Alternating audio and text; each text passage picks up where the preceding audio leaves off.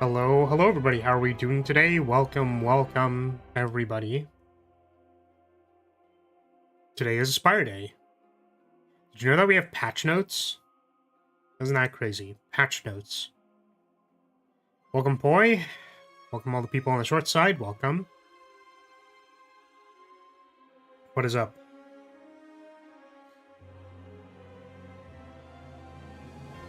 Hello. I've done exactly one run on the new patch and I died to the new door maker. He's a little brutal now. Yeah. I think we were gonna go over that. Had a few things like spoiled for me, I suppose, but I don't exactly know yet. Before we get into losing, as I'm sure we will do, I figured we would read this. Sup, AK? How are you? No, it was in a thumbnail. The new card was in a thumbnail. So I saw it via thumbnail. I think it's this one. Okay, beta patch notes. I don't know if I'm supposed to read these verbatim when I read these, but yeah, okay, so Slayers. Hey yo, what's up, Slayers? One of my favorite intros was someone I knew did a like, hey yo, what's up, knights? And I feel like it's one of those it's like that uncanny valley between, okay, this guy just does that as their intro and people watch them, and this has been the case. Like, this is the standard, this has been the case for an extended period of time, whatever. And then there's like, hey Slayers, we've got another beta branch for you. I don't know. Maybe it shouldn't be that funny, I'm sorry, but okay. We have new structural work, first called badges. Okay. Badges appear at the end of the run, noting various things that happened during the run, like defeating a boss without losing HP, beating the game quickly, specific Easter eggs. So basically, these are like the achievement stuff that you could get in the first Spire, right? Like library or speedrunner, I'm guessing. It's just score. That makes sense. While they only show up at the end of the run now, they'll appear in your run history and stats screen later on. This is a part of a series of upcoming changes that make runs feel distinct and improving score. More on that later. Okay.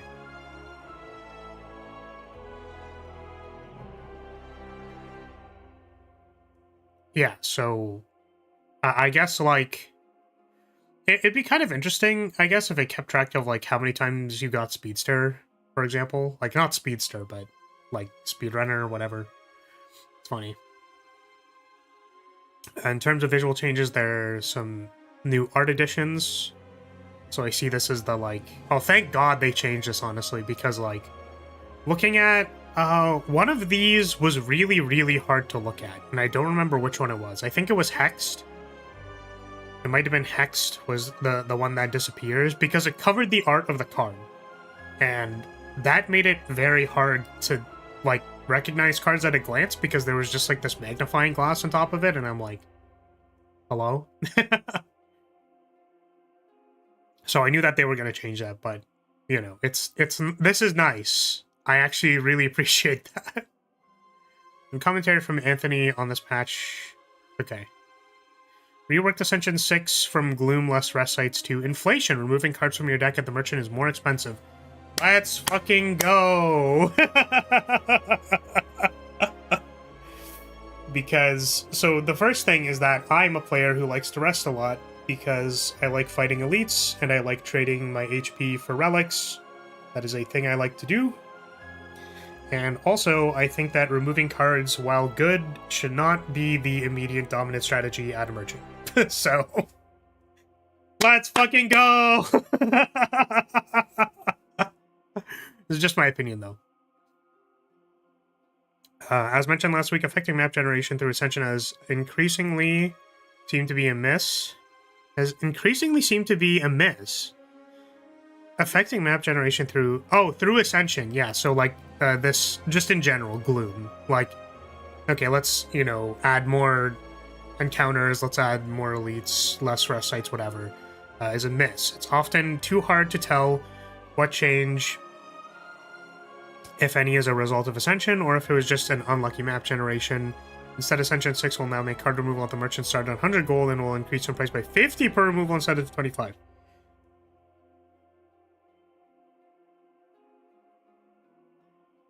Okay, like, I know that that's sort of my preference, but also, like, that's a lot, actually. 50 gold more per removal that's a lot of gold. Okay. I expect this to be felt significantly more than the old gloom modifier, sure. Silence. So reworked Blade of Ink card. So I saw this a little bit. 250 gold for 2 removals where it was previously 175. Yeah, that's quite a bit more. That's quite a bit more. And then it's like, what after that? It'd be 150, then 200, so like 450 as opposed to 250. Okay, I mean, I know that I said, okay, this is great for people who didn't want to touch the card removal button, but also, holy shit, that's quite a bit more. That is quite a bit more. It's 400 to 300. Right, yeah, because it's not plus 75 and it's not plus, yeah. Okay.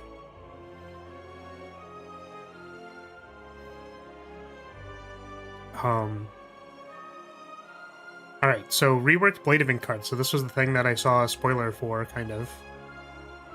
Or rather, a spoiler that it changed. Oh. Scrolling. This turn, whenever an attack, gain 2/3 strength. Yes, I thought this was, like, pretty weak. It's supposed to be, like, a pair-together, like, lineup card for shivs, but the reality is trying to have enough shivs in hand to have this card be better than accuracy is, like, you need a lot of shivs, and it was, like, a little hard to do all of it all at the same time. So now it's add 2/3 inky shivs into your hand, added new inky enchantment, which is deals 2 additional damage and applies 1 week. So this card is deal 6. Deal 6, apply 2 week. Deal 18, apply 3 week? So isn't this just like Glass Knife, but really, really good? Isn't this Glass Knife, but it doesn't lose damage and also applies weak? What the fuck? Holy shit! And it's a shiv! Wait, they're also shivs! Which means that it's good with accuracy. Holy fuck. What a card. Well, I hope we get this today. It sounds like it's gas. And can gain AoE. Holy shit. Oh, the AoE weak! What the hell? That's crazy.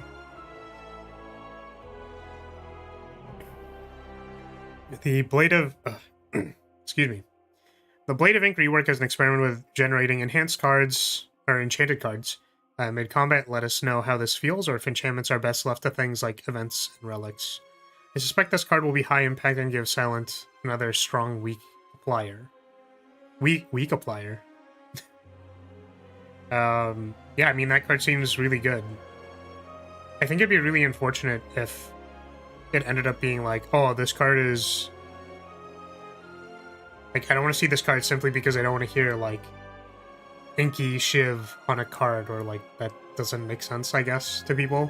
Which maybe that's for the best, but I feel like the stat line on this card looks really good now, so... Okay. Necrobinder. Reworked Borrow Time. So this was the free energy skill. To uncommon 1-cost skill, gain 4/6 energy. Not 6/7 energy. Cards cost an additional energy this turn. Let's go, dude!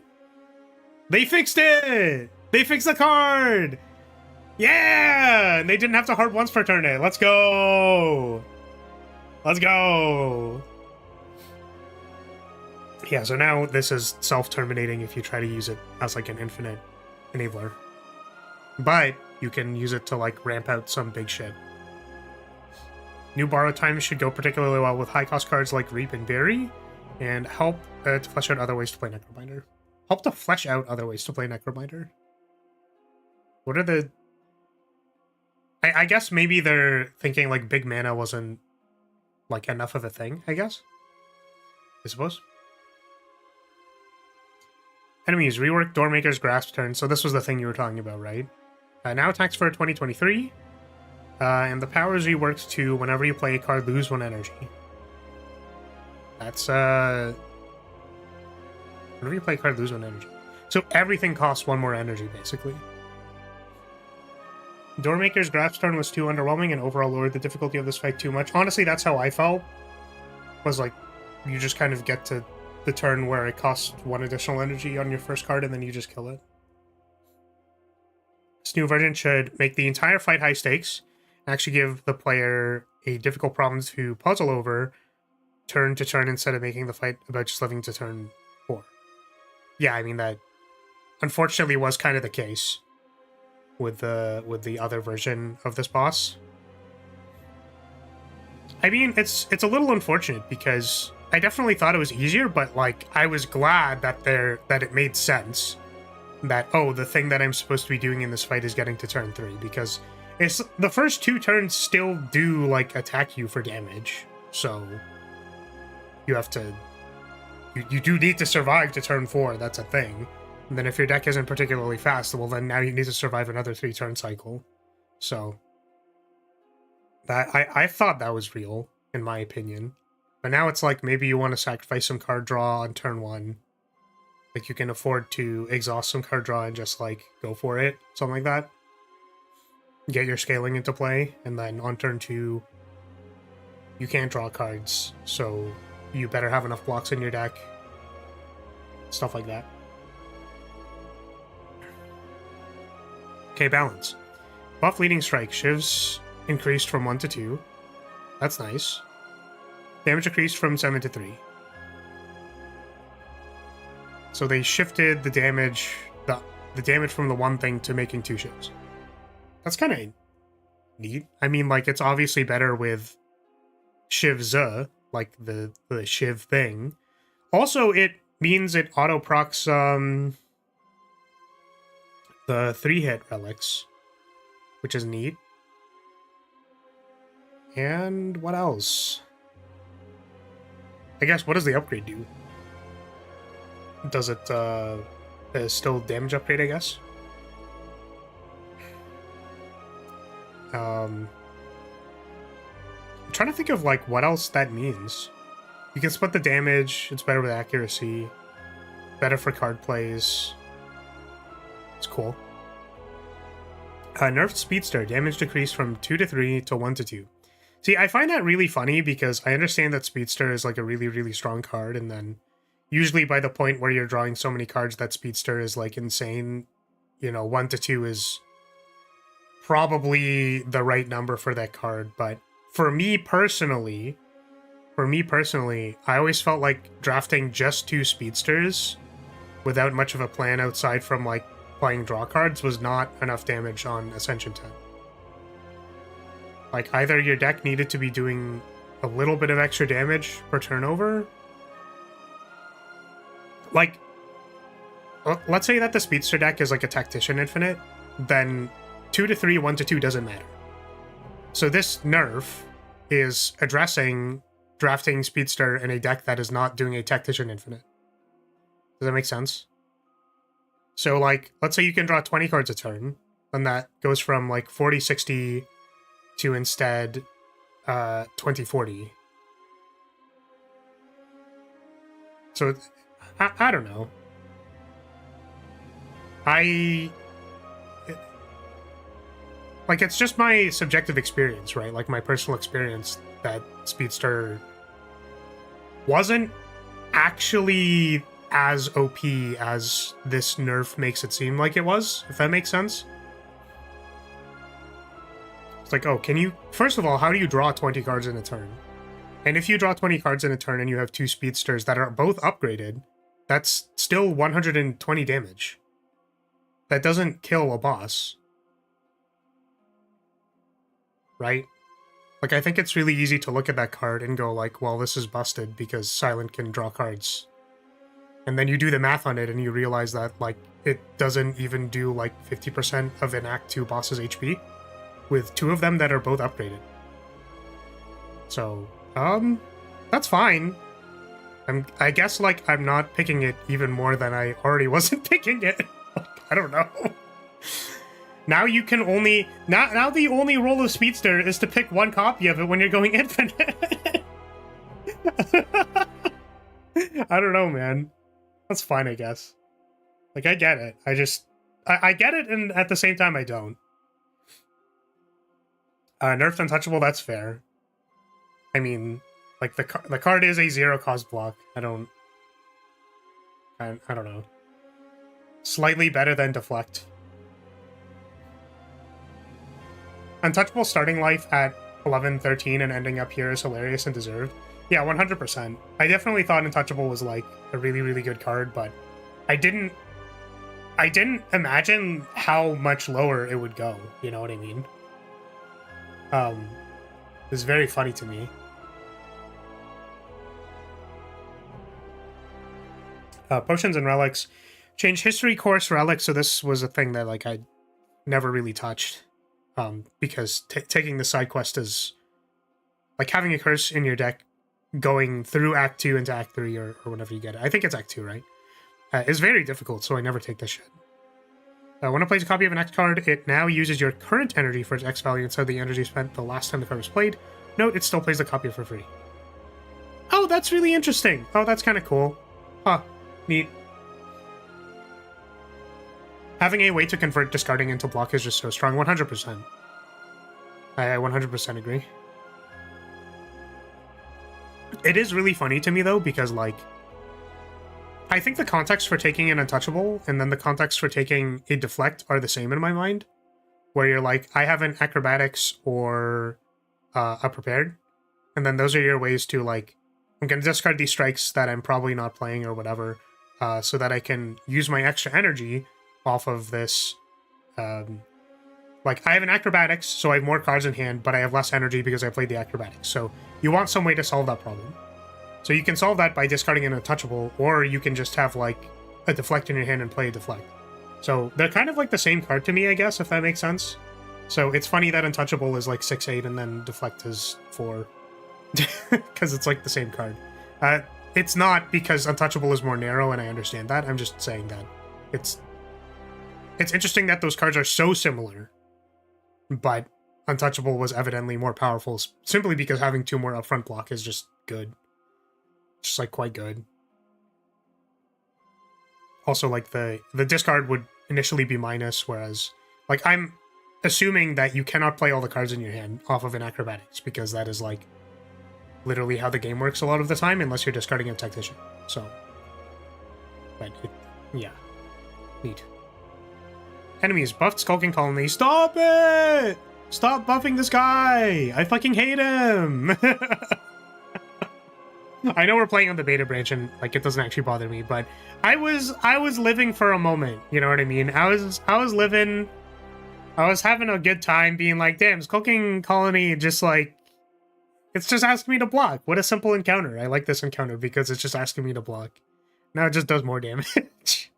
Stop it! Stop! Ancients. Buff to the fur coat.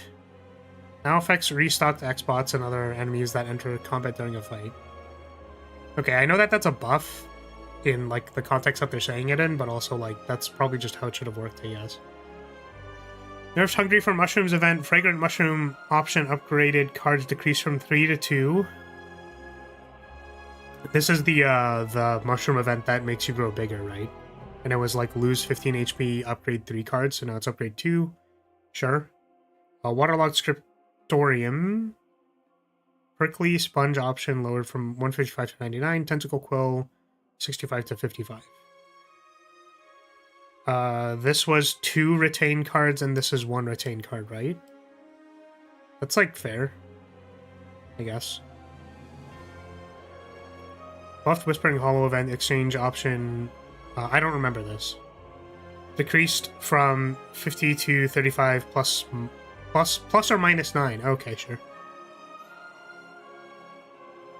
Yeah, I like sturdy cards. I think having Retain on cards is very good, which is also why I think like Snakebite is a really good card. Because being able to choose when you want to play a card is just like incredibly powerful in a game where you could just draw the wrong cards and then die. So being able to put that on like an Untouchable, for example, is incredibly strong, because there could be a turn where you draw Untouchable and it's unplayable, which is really, really bad. But then if you hold it in your hand for one turn and then it's really good on the next turn, Untouchable goes back to being like extremely, extremely good. So, you know, is what it is. I like it. I was so rarely able to actually afford the sponge option, even though I would have happily paid if I had the money. Yeah, for sure, for sure. So it could have been just like a we don't have gold at that point in the game type of thing. I kind of wonder about that, I guess. It's like letting people make the decision to actually like choose the option, I guess. Double Retain, very good. Okay, added art for Hotfix modded, Synthesis, Sweeping Gaze. Sweeping Gaze is the Osti card that gets made by the one thing. It's like Guard Patrol or whatever, I don't remember. Art for Ruby Raiders, background art, yeah, visuals for the cards, which we saw. Updated Empty Chest VFX, Smoke Puffs, that's kind of cute. And then, like, user interface stuff. Adjusted Cultist Caca dialogue timing. Like, I just love when it's like... I know that, like, if they didn't put this, someone would have noticed it. Like, if they didn't write this in the changelog, someone would have noticed it and been like, they changed the thing! And that they have to do it for the purposes of, like, what is the term? Sake of completeness. But also, reading the note that says, adjusted Cultist Caca dialogue timing is just like, yeah, man. Okay, this is... Okay, instead of everyone, it's all players and enemies, to make it clear that it does not hit Osti. Yeah, it doesn't really make sense that Foul Potion would hit you twice just by virtue of playing Necrobinder. And then bug fixes. Okay, alright, I mean, like, looks cool. I feel like this new Blade of Ink card is really strong. I mean, that's kind of my gut reaction, is that this is probably really, really powerful. Because a card that I severely underestimated in my early time playing Spire 1, and also, like, part of the reason, like, I was really bad at playing Silent, and I'm arguably still bad at playing Silent, but at least I understand it a little bit more. Glass Knife I thought was a really bad card, but it's not. Glass Knife actually does so much upfront damage, it's kind of crazy. So, this just looks like Glass Knife to me with no damage fall off, and it applies weak. Okay, sure. This is a great way to convert tracking, by the way, because that's another thing that's Silent. I want to say tracking like was an awkward card to pick. Like it says times 2 damage, but then I go like, okay, it costs 2, and then like, have I drawn my neutralize yet? Like, I don't know, man. So, yeah. Last Knife is dummy strong against holy fights. Yeah, and I think that was the part that I didn't really like give it credit for. And then this is like Glass Knife, but it has shiv synergies and no damage fall off. So that's just like, okay, this card seems really good. And I'm excited to draft it if I get the chance. Sweet. Alright, let's play some Spire. Let's play some Spire. I'm almost at 10 on Defect, and I've kind of been working on the other characters a little bit. I feel like Defect is like just kind of strong. I don't know. The more I've played this character, the more I'm just like, wow. They sure just have energy and card draw at the same time. They just like have it. And then the character ends up feeling really strong.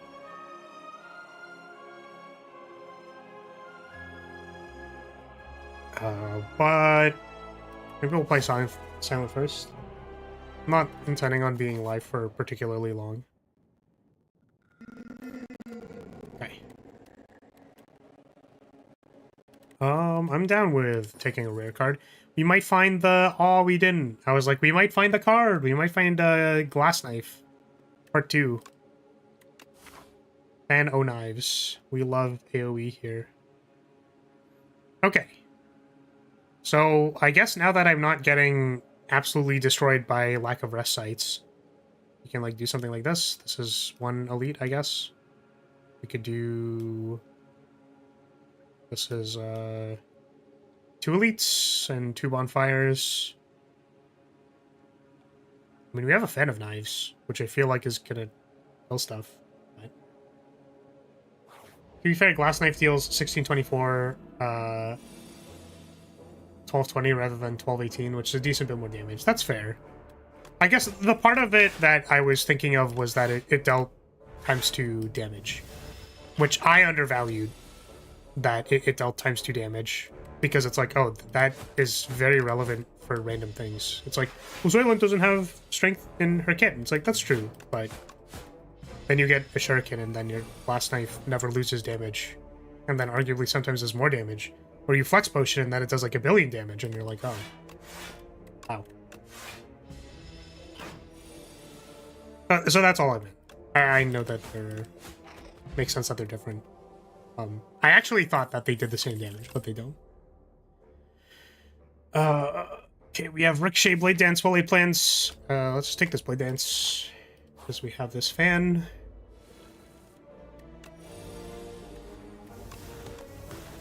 Oh, that was a...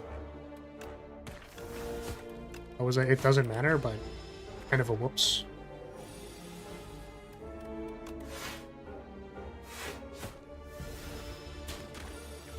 Is the audio weird, by the way? I feel like the audio is weird on my end, and I don't know why. Give me like 2 seconds.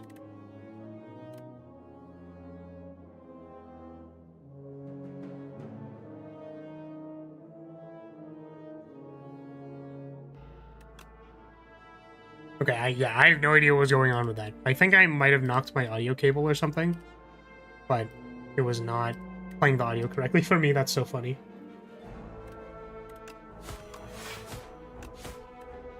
I'm glad I fixed that.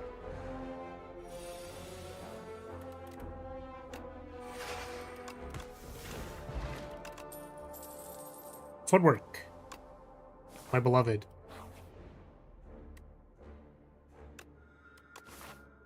Look at my HP. Crazy HP. I think that sewn on both Footwork and Blade Dance and Fan of Knives, all of these would be good, actually. Because it's like, on a turn where I want to play like Fan of Knives plus Blade Dance plus a Cloak and Dagger or something, if I want to play all of that in one turn, having it on the fan seems like a good idea. But also on a turn where I want to block, if I want to commit to the Footwork and then also block a bunch, then having it on Footwork would be good. I think I'm gonna say that 2 energy is probably gonna be the bigger choke point. So we'll do that.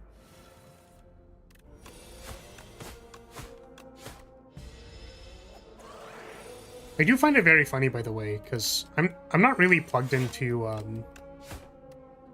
you know, public discourse or anything like that, because I feel like it's I feel like it's bad for my mental, and also just yeah. Yeah, that's what I'm gonna say. But it's really interesting whenever I watch Spire content, and the general consensus is that Silent is very strong, and I understand the reasons for that. But also, like, I hop into 810. I was gonna say 820. I hop into 810 and then like lose 90% of the time, and I go like, yep, character's broken. Like, I feel like I'm playing the game correctly. I don't really know what to say. I'm just like losing a lot. Phantom Blades is kind of neat. More scaling, do more damage. We haven't really picked a block card yet, but I don't want it to be like sweep. We have AoE already. Just a wee bit of extra damage to get us through Act 1. Yeah, I kind of wondered if I was making, like, more basic mistakes, like not blocking in Act 1 and stuff like that. Yeah, I found, like, Phantom Blades is good at, like, letting you just beat up on stuff early on. And then, like, it's fine later. But it's not accuracy for sure.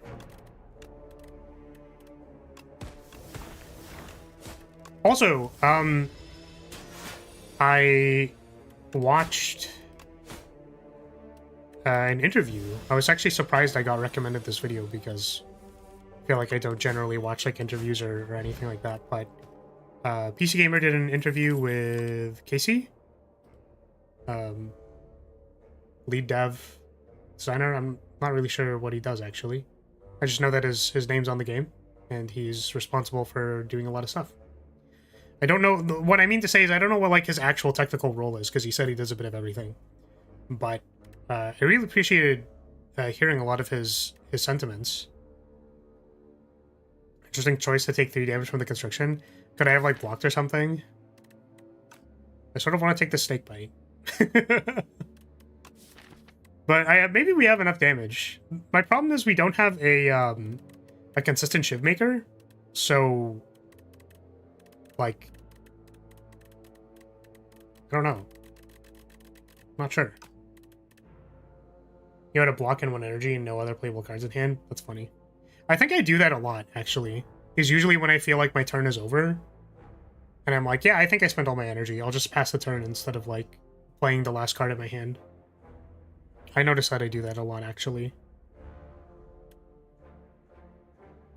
Maybe I take the Ricochet as my damage card. Like, we might have 2 energy to play it, and then when we, like, don't, we can draft slide cards. I don't know. So, yeah, I watched this interview. I thought it was very interesting and quite insightful, and I'm like, damn, this person is who I would aspire to be if I was, like, a real-ass game designer, but I'm not. I'm just some idiot on the internet.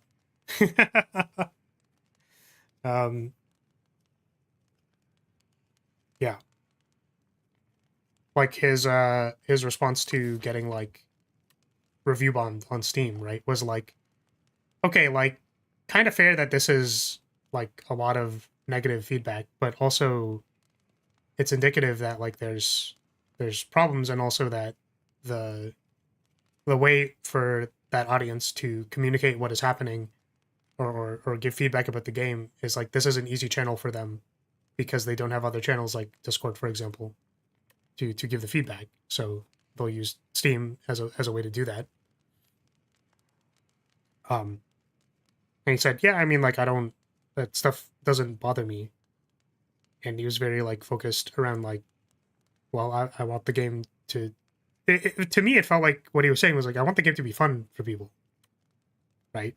So, evidently, if there's, like, an issue, he wants to, like, address the issue. He also communicated that it's like, okay, you know, I like playing roguelikes or games or whatever, and also I don't look up anything because it is more fun to play games by not looking anything up and just playing the game. And I'm like, fucking based! Thank you! Fucking thank you! Someone had to say it!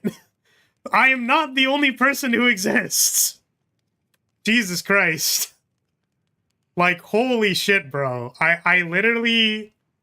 I can't believe how validated I felt in that moment. Because I'm like, I just don't, like, I don't want to look up 70 strategy guides. Just let me, like, play the game, man. Like, I don't care. I just want to, like, play the game. Like, I just... Oh, man. So, I just really appreciated hearing that from someone who seemed like they're very, like, well-centered. Obviously, I respect their game design because their game is quite good. So, I really appreciated that. I just think people being mad about changes made to the beta branch of an early access game is silly. I agree. I think that tuning your expectations and then, you know, pitching your feedback or giving your feedback in a more, like, constructive and useful way, I think is a reasonable criticism to make of people in general. At the same time, I simply respected their outlook as more like the stoic game designer. And it's like, because it's a thing that I feel like I have felt before. Again, this is like a I am not like a 20-year industry veteran or whatever the heck. I don't know how long they've worked on stuff for. At least Slay the Spire 1, right? So like 8 years at least. Is that if someone is ever in a playtest with me, whenever I watch a playtest, and someone is like, I find this really frustrating and it's like upsetting me. You know, I don't go like, well, how could you be mad in this situation where I've gotten you to play my game and then it did something that you didn't like? It's, you know, it just becomes, okay, well, I understand that something is happening here that I need to like apply, like this is my job. You know, like, so I'm going to apply some degree of critical thinking in order to solve this problem. Right? So I appreciated hearing that from someone I respect, I guess. But I, from the player side or community side, I do think it's valid to criticize the way people give feedback, so that if our collective goal as like a community is to have Slay the Spire 2 be the best game it could possibly be in a way that we all enjoy, share in the enjoyment of whatever, then I believe also it would be advisable to share your feedback in a non-aggressive, constructive manner. Clearly, the devs are very responsive to feedback, so you can just share your feedback. Like, you know, you don't need to. Public stunts aren't necessary to get these people to listen. They're very receptive.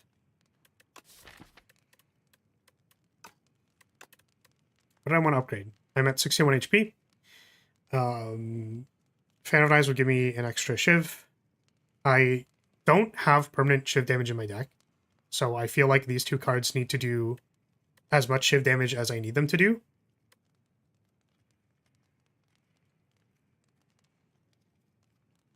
Alternatively, we could upgrade Phantom Blades, but that means that our turn timer for how many shivs we're playing is 7, which is quite high. It might actually be this. This is, it's +3 though. Let's get another shiv.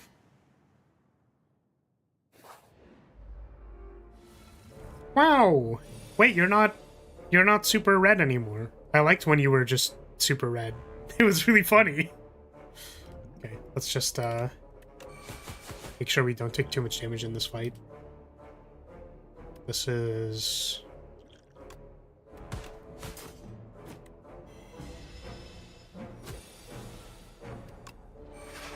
both potions out. Sun's out, guns out. Piercing Whale, Acrobatics, Bouncing Flask. I think this acro plays our 2-cost Sly card, and that's really good. Let's fight some elites.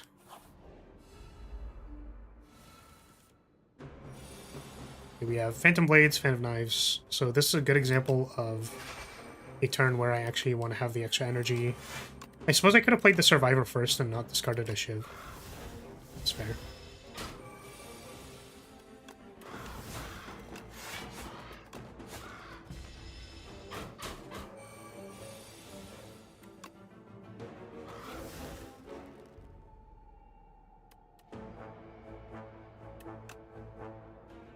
It's like, this just means taking less damage, right?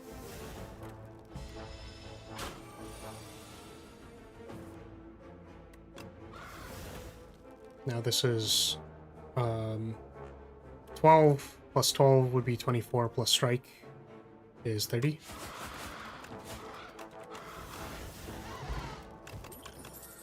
Okay. So another Phantom Blades. Don't think we need a second one. Probably not, right? Ooh, we're gonna have a lot of problems with Phantom because we don't have a consistent shiv generator.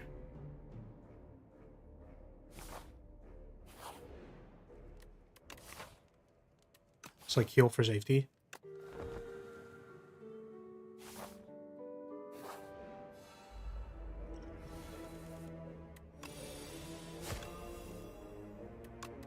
Hello, Ricochet.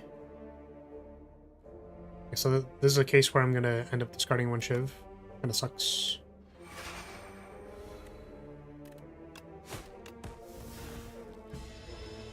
Oh, I did not have rotate in my hand. I'm a fucking idiot. Oh no.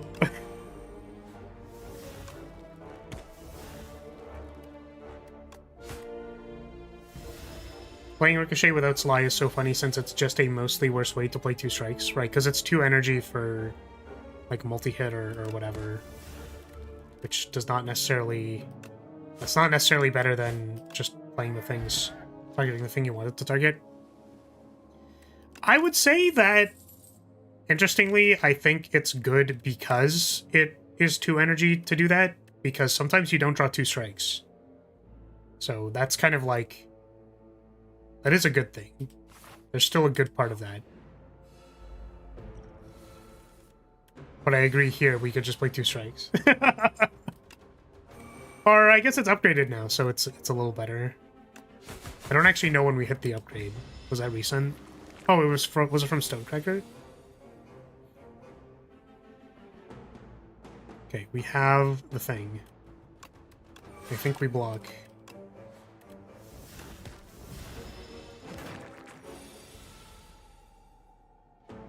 Fan is going to go super hard in this fight.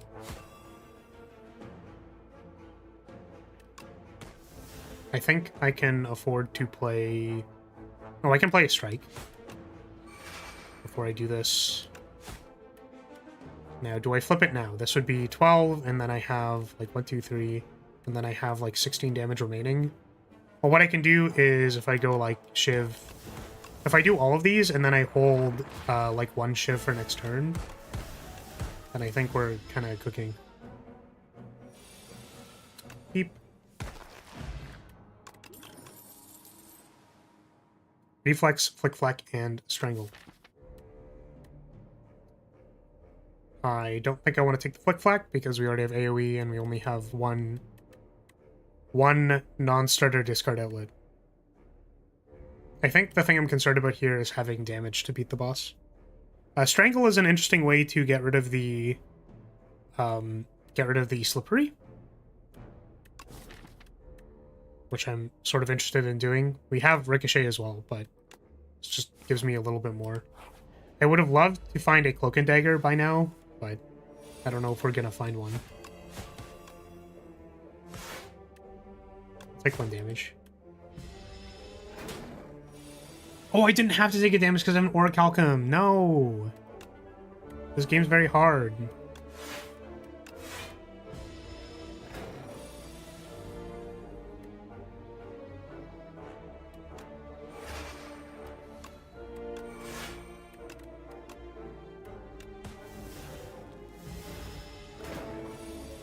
I forgot to come.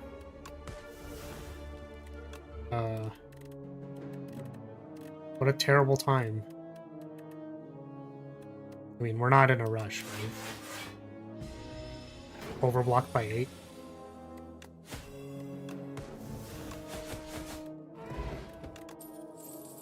Another footwork, tactician, dagger throw. See, this sucks. Because I want to take the tactician, but I genuinely think it's not actually good enough here, right? Like, I want to take the tactician, but also 2 footworks is really good. You like the feat? I do too. But, like, what are we choosing for the draft?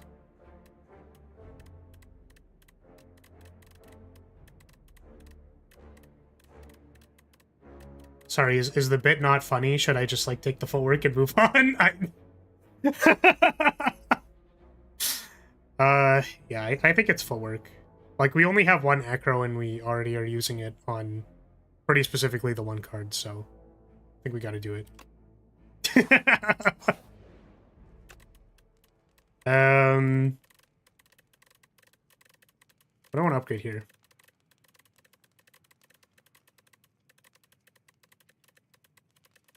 Like, it might be Blade Dance. Because we have a limited number of shivs in this fight, which is, like, genuinely a concern. Could could also be Ricochet because it gives an additional hit, which is kind of like having an additional shiv for the purposes of multi-hit. But ideally what we want to do is like have a strangle turn where we just play some stuff to get rid of the slippery, and then we're going to convert our like Blade Dance and Fan off of Phantom Blades to doing enough damage. And then maybe we'll need to see what's in this Power Potion. So here Ricochet is reasonably better than 2 strikes, for sure. It's just, yeah, I kind of wonder if we want to upgrade it. Also, I find it really funny that Ricochet like has the Decimillipede on the art when like it's really bad in that fight. I don't know if I've said that before, but it's just like this really does not seem like the place you want to be ricocheting your damage. Doesn't seem really good. I think a lot of things work here. I almost want to upgrade the footwork just so that I can like have more dexterity, because this fight might be like a little long.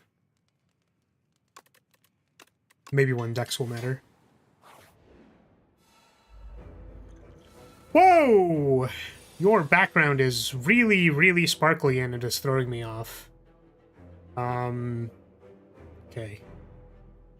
Let's go hit you with the Strangle.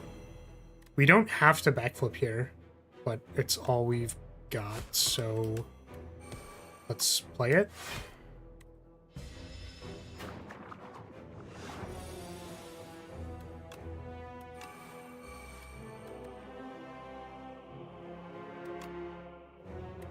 It's like only 4 less block to remove 1 slippery, which I think is okay. Like, we have 5 dexterity. I think we can block like any other turn. And just, we should probably take the opportunity now to get rid of it. Maybe? It's kind of what I'm thinking. Is this a new Phantom background? Whack. Yeah, I know, right? I feel like I got jump scared. I was like, whoa, what's happening? Like, it's really throwing me off that the background is so light, but the foreground is dark. Because usually that is the... Like, arguably you kind of want to, like, reverse that. But... yeah, I think it's interesting that the Phantom has, like, this dark coating with the glowy spots, right? Which is sort of like... you know, the dark stuff in the background with all like the little glowy spots. So it's neat. I was so surprised. I like the God Rays. Do you see these? These are really cool. I actually love just like these God Rays that are like fading in and out. If you look really closely on my animated background, I also put like God Rays in the background that kind of like fade in a little bit. The loop, I think, is like 30 seconds or something, though, so you might not see it. It's also, like, fairly... it's harder to see it when my face is blocking it. Okay. I don't know what I was doing this turn. I feel like spending my shifts too early is going to make me lose the game. But also, I'm not sure if taking 4 additional damage this turn actually matters, or if I should just go to the slippery. Like, 1 less turn... Or 1 less slippery is probably, like, a good idea, is the way that I see it.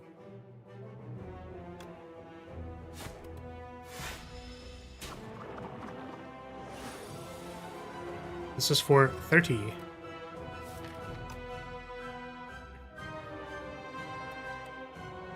I mean, double blocking is probably the option.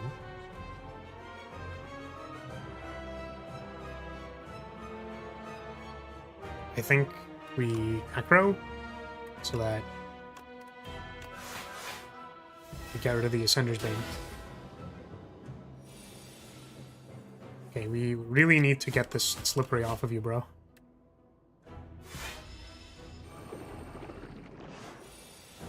Okay, now we can do damage. Just unblock. Let's hope it's enough.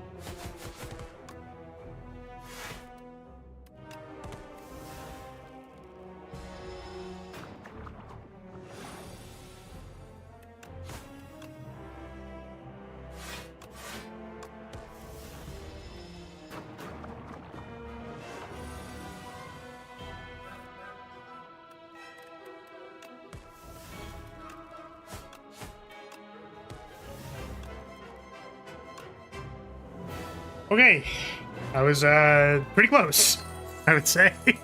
It's a little close, a little close. I'm kind of interested in the hunt. I think the hunt would be very good. Serpent form is here. I don't know. We have mini serpent form. Oh man, you know it'd be so funny if Strangle instead of, because it was choke before and now it's Strangle. If this was called like Constrict, because it's kind of like serpent form. It's actually way different than serpent form, but they could call it I was gonna say speed stroke. That's not what they should call it. I was like, what counts as doing 2 damage when you're playing a card? Oh, like kind of speedster. So you could call it like your choke, strangle, stroking them. Okay, we probably shouldn't be talking about silent choking the snake. I think that's not where we're at with this one. Let's just take the hunt and move on. Okay, I feel like I've been not succeeding when I take relax. And I don't really know why that is, because it feels like they're pretty strong. I think it's when, like, 3 energy, 15 block just isn't enough, and then you kind of end up dying. But I really don't like Pale's Tooth. And I feel like Pale's Eye is supposed to be good, but I've never actually, like, used it, if that makes sense. Like, I'll take it and then just end up losing. So this kind of sucks. I don't fuck with Relax card is not that good. Yeah. I think that's fair. It's like, I want it to be good, because the thought of Storm Energy this turn, play some powers next turn, and then block seems like good. So I mostly lose with Eye because I forget about it. That's what I feel like is going to happen to me. But, like, Tooth doesn't... Like, this doesn't do anything, man. I just don't think it does anything.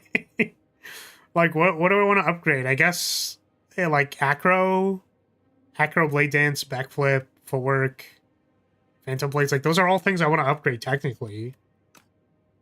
But they're not, like, critical upgrades. I feel like I would take Pale's Tooth on Defect. Because, like, Defect ends up with a lot of upgrade debt. Where I'm like, oh, I want to upgrade this. And that. And also that. It's like, I want to upgrade my Turbo and my Rocket Punch. And I also want to upgrade this Defragment. And I also want to upgrade. Right, there's so many things that, like, upgrading is actually very, very important. But, like, for Silent, it's like, okay, Backflip has 3 extra block. And the opportunity cost was that Backflip wasn't in my deck for up to 5 combats. Which is ridiculous. So we're going to take Pale's Eye. And hopefully I remember to use it. Okay. What is our plan? Like, this is a path? Is a path that we can do technically? I feel so bad compared to Teskatara's Cookie. Sure, you get 1 more, but the downside is so large comparatively. Yeah, that's where I go, like, I don't know. It's just so awkward to, like, have to remove the cards from your deck for a number of encounters. Because, especially at the start of Act 2, where there is a pretty decent chance that a hallway fight can kill you. Because it's the start of Act 2. That, like, I don't... And then, like, what? You do 3 hallway fights, the 3rd one is a difficult encounter.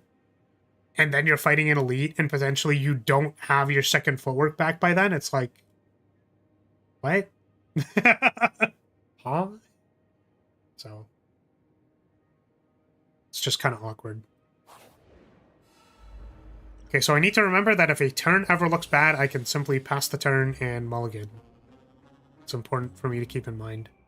This dude's attacking me for like 19. The hell, man? This is 19 block. They have taken Phantom Blades. How the hell am I supposed to kill this thing if they took Phantom Blades?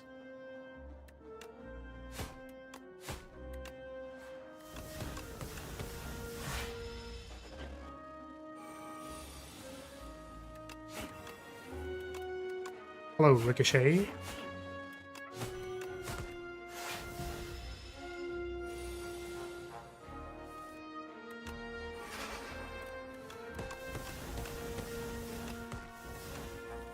No Ricochet Part 2.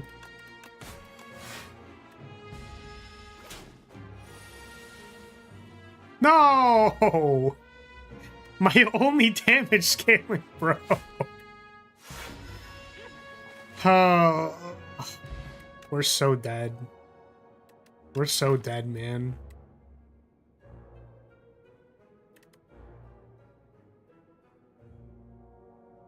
Fan of Knives potion? Ah, yeah, I could have gotten Fan of Knives from the potion. That's fair. I don't think I was ever going to use a potion in this fight, but I guess the Phantom Blades is like kind of important. it's a little important, you know. It's kind of important. I kind of want to take this dodge rule because we have 2 feet work. Also mulligan. Oh my god, no, the mulligan, we had it! It was there! No! It was literally right there. Okay. I need to not play too fast. This is the thing that I've been noticing too, is that I just like play through my turns when I could have just like stopped and thought about it for like 1 second. And then I'll like mess something up.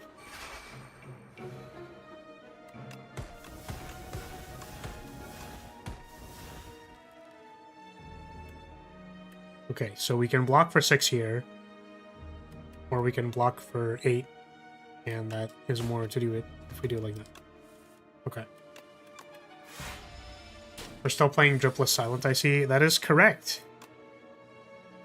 Silent, the only reason Silent is dripless is because I haven't got her dripping yet. Wait, this is 12? Oh, that's 15. How are you doing, Rance? I think both Leading Strike and Cloak and Dagger are both good candidates here.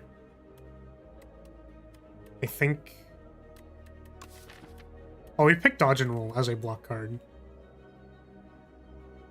But if we upgrade the Cloak and Dagger, then we get 2 shivs anyways. And look at the other card pile. Expertise, Ricochet, Dagger Throw. I mean, I think I want this Cloak and Dagger, and we really need an Accuracy or a Phantom Blades. I don't mind Clumsy.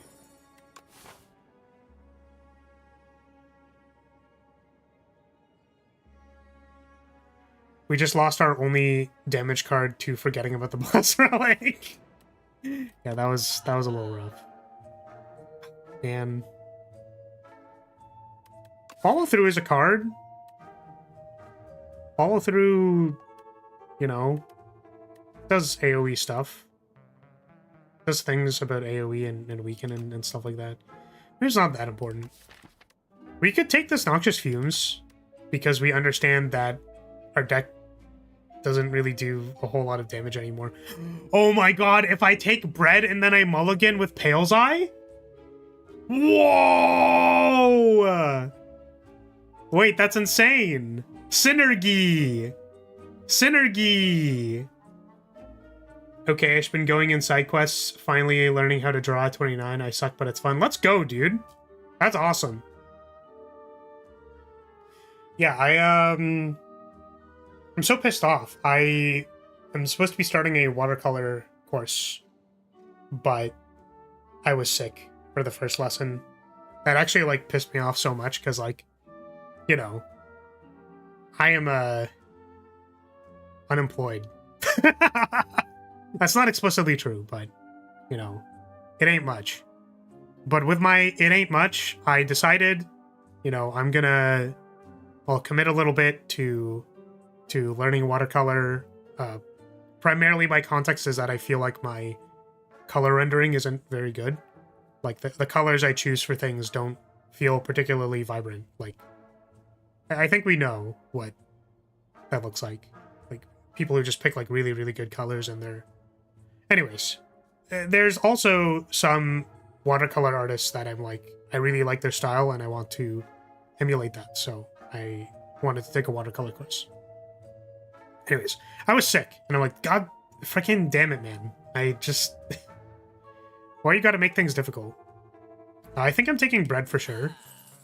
And And then now the question is, do I take a Noxious Fumes? This could also be our obligatory Piercing Whale grab. Or we have card remove. I think card remove for injury is actually decent. I really don't think Clumsy is that bad.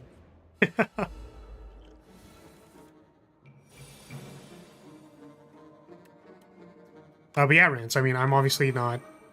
I'm so fucking dumb. It's fine. We have the cum. Oh, what are we doing? I mean, I'm not exactly like a super pro artist or anything, but if you want to share any of your stuff with me, Twitter DMs are open. And I can offer, I don't know, whatever it is that I can offer. Some people just want someone they can like show their stuff to, so there's that. Okay, this has got to be the mulligan turn, right?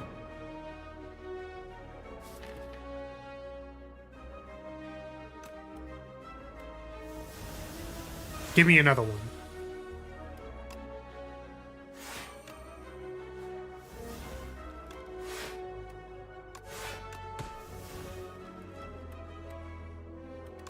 I think I'm just playing these, right? I don't have any accuracies or whatever.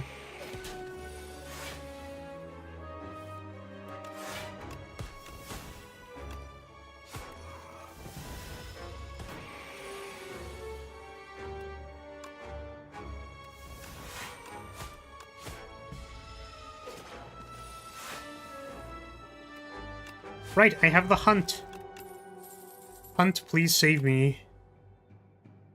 I think it is time for our obligatory Piercing Whale. But also, where's my damage, bro? I think I literally can't beat this elite fight. We have Power Potion. I don't think I can reasonably take another Piercing Whale. Okay, let's go... What would best help me? Probably upgrading this Cloak and Dagger. If we fight against Entomancer, we're probably struggling a lot. Okay, let's think for 1 second. We definitely can't mulligan this hand because there's Fan of Knives in it. And we need Fan of Knives for this encounter, so... Can't do that. Is this a Noxious Fumes angle, an Envenom angle, or an Afterimage angle?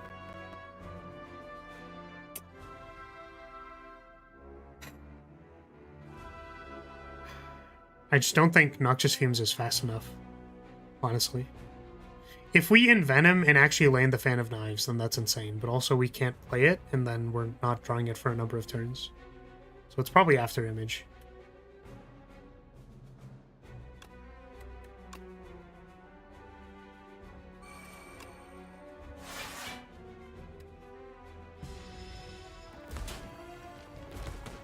Currently stuck on drawing basic faces and working on body anatomy, so nothing to really show, but eventually my practice when doing anime drawings flares, so I might show that. My goal is essentially to be able to make comics on my own. Love that I'm working with my dad, but not being able to draw kind of makes comic making too expensive. That's fair. I think that that's fair. Yeah, I mean, you know, if you ever make some fan art, let me up with it.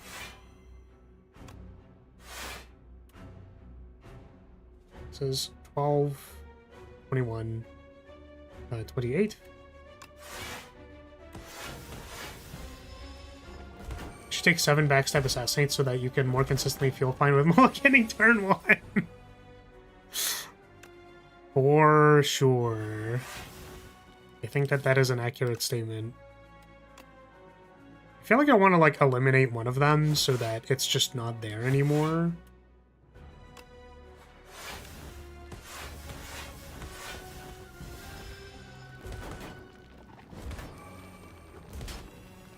We do still have the mulligan, by the way, so I should be aware of that. Is this the mulligan turn? We have a billion block? Probably not. Hey, look! It's lore accurate Ricochet.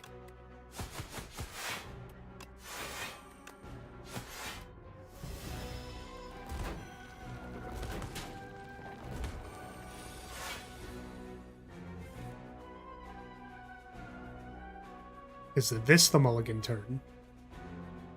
We have, like, no blocks. We only have footwork. We're taking 7. If this was 20 and then we did no other blocks, it feels kind of bad. This seems like the mulligan turn. Fan is huge. Strangle. Okay, so this is 15 damage to all of them. So if I strangle 1 and I play 5, that's 15 plus 15. That's 30. 30 plus 7, that's 37. So it kills both of them. Or rather, it if I apply it to either, it kills whichever one I apply the thing to. So you have more HP. And this one is still alive.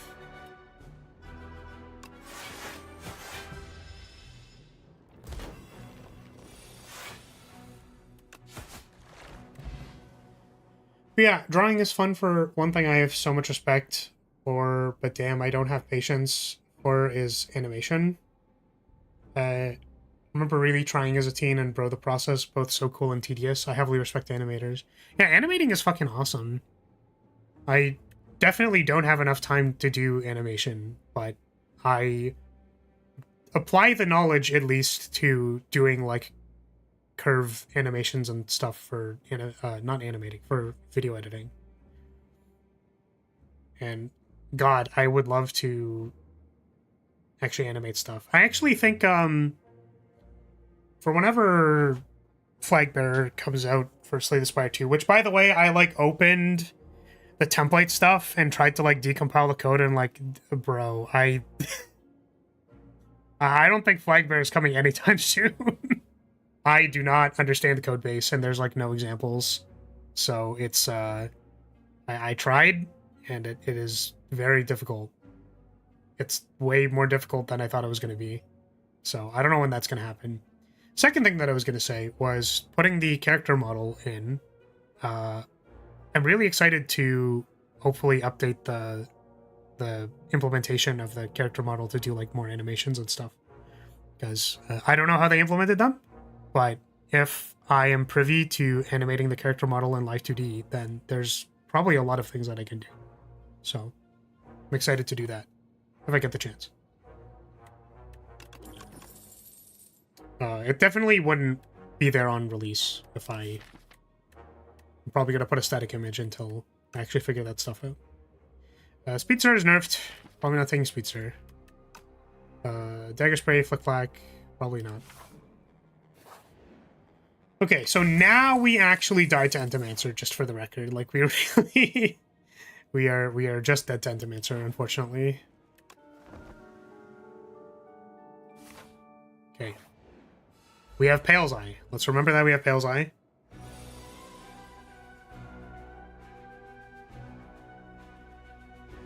Regrettably, I don't want to mulligan this hand. Because there's the hunt in it. And getting doubled elite rewards would be really good. So we're going to ricochet and probably defend.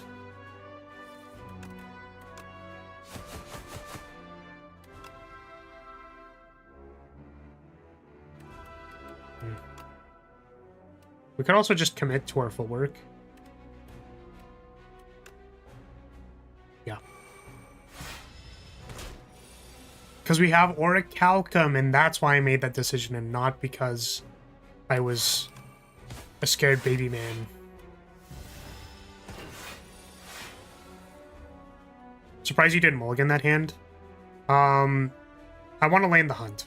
That was the main thing, because I feel like our deck isn't doing enough right now, and I really need this card reward to be good. That's kind of how I feel at the moment.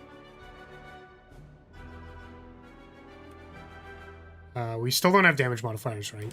Like, we still don't have an accuracy.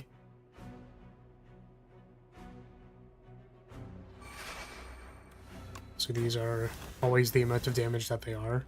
I guess attacking on this turn just, like, seemed maybe like a poor idea in general. That's fair.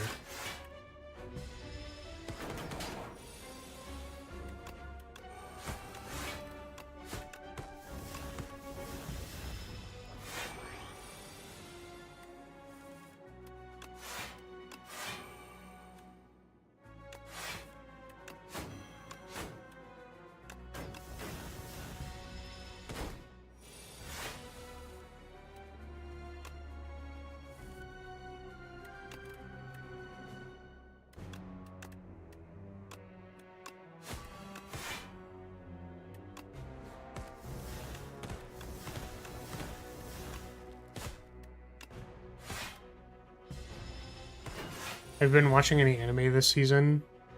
Season is so stacked. I haven't really been. I've been like super busy the last I want to say month. I've really been struggling to like do anything. I think this is reasonable. I want to finish up Freerin at some point in time because apparently that is all out now. This is 6, right? So I don't have to block. As I'm realizing that that is available. I don't know. I don't know if I want to do this Sunday, because I might be busy. We have to find a day for it. It might honestly need to be on a regular stream day, based on my current schedule. And then I got sick. I got sent to the sick person time walk dimension where I just lose a bunch of days for no reason and I get upset about it. So frustrating, man. But yeah, what have you been watching? As I said, I haven't been watching anything, so.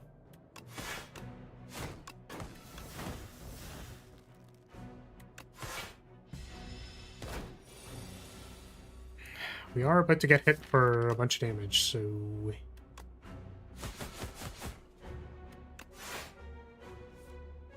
Here's Ricochet again.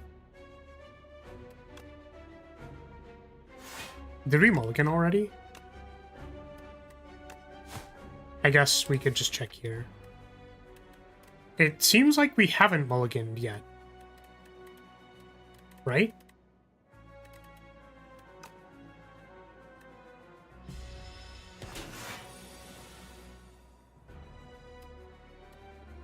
This is 19. I'm getting attacked for 60.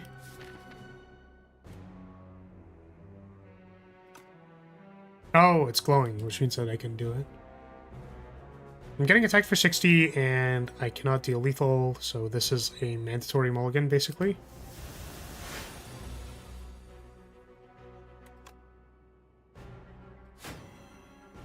Now this is 45.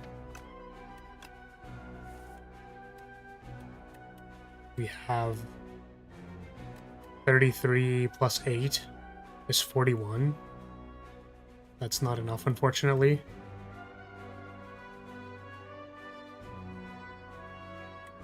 And, like, Strangle Hunt is not real. Like, that doesn't kill it. Is there some other random thing that saves me? 15, 30, 45.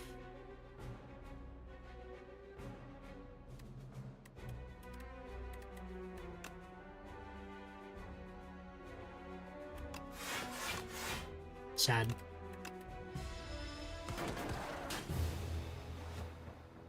Yeah, I mean, like, I don't really know what to say about that run. I feel like we played really, really well until we didn't mulligan versus the guy who took my only damage and then we couldn't kill anything. That's so sad.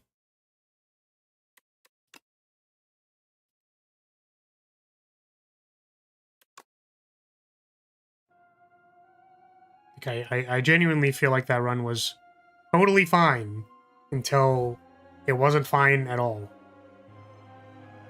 Feels bad. Free run was cool, Sentenced to be a Hero was fun. I was surprised how good it was. I think my favorite new Fate anime they did such a good job. New Fate anime. Is there a new Fate anime?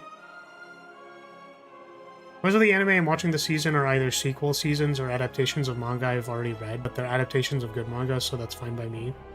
True. And also, like, you know, watching the animated medium is just different. Always good. Fate. Strange Fake. Lionheart, probably one of my favorite characters. Dude's just the best Saber stan. It's always nice to have, like, a crazy obsessed fan character in, like, anime. Like, I think of Agnes Digital from Musume. She's just, like, a freak. She's just a freak. She's just like me, for real, for real. Give me 2 seconds to eat this thing that I have on this plate.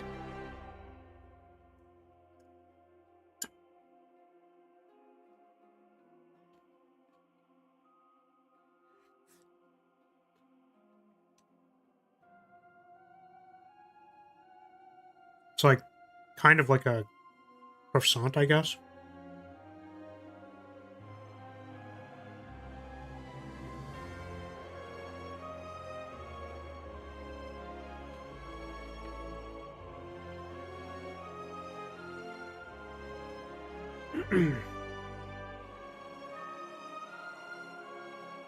But yeah, I think you told me about Sentenced to Be a Hero before.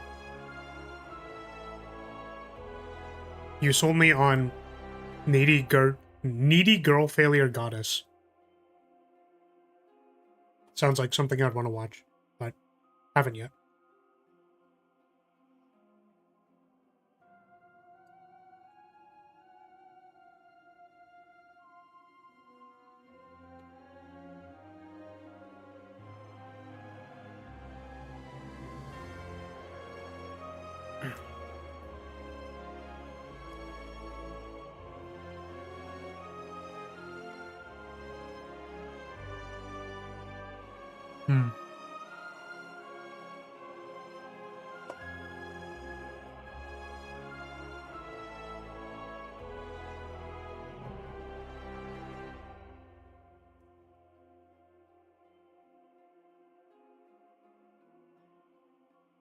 Yeah, I think I want to, maybe I kind of want to start watching in dub, because I'm realizing that what's convenient for me is having second monitor stuff, so listening to anime as if it were a podcast, I think, works better for my life at the moment, because I'm always working on something. And usually I just have, like, a VTuber on or something in the background, or I said I was watching, like, Disencoder Judge Calls. Those are so funny, dude. Just... I understand. It was told to me, actually, that this was, this is kind of my favorite lens for, like, what a judge does. And, it's not necessarily the case that, Coder treats it the same way or anything like that. But one of the most interesting parts about judging is not necessarily knowing the rules. It's that it is helping a player understand what is happening and, like, helping them learn or understand the situation. It's not to be like, this is how that card works. It's like, where's the disconnect in understanding? So you, like, kind of end up being like a teacher to an extent, which is really funny when the disconnect between what is happening in a game and, like, kind of the rules thing in question that is happening is literally like, your card doesn't say that. Like, your card doesn't do that. It literally just doesn't do that. Like, what are you thinking, man? It doesn't say it anywhere on the card that it does that. Which, I give myself a little bit of a break if I'm live, because I'm going through things quickly.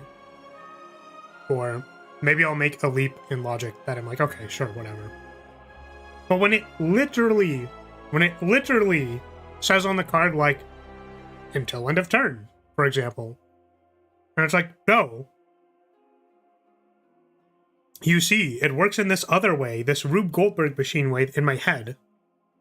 It's like, no. It's very funny to me.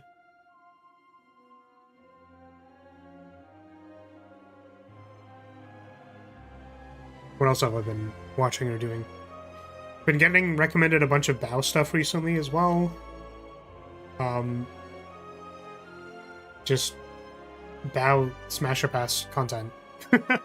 Oh, I think it's because that tangent started because I wanted to look at a Maxor video so that I could see examples of Maxor editing, because I wanted to include some of the same energy.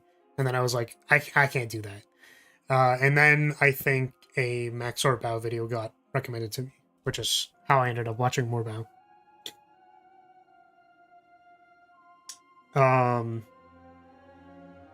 Yeah, I genuinely, dog, if you have to have the color page open, like, every single time you edit anything on the screen because it needs to be flashing colors, like, I don't, that's so much effort, dude. There's no way I'm doing that shit.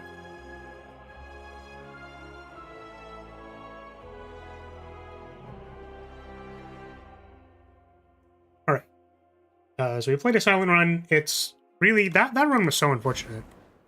And I want to run it back, but I didn't want to be live for too long, so we're just going to play Defect. Because Defect is a character that I do understand and can lose at a whole bunch, even though I understand how it works. What are you doing? Just 2 bonfires. That's more bonfires, and yeah, there's like a bonfire between each of those elites. This path looks good. It's linear and we might die, but it looks good.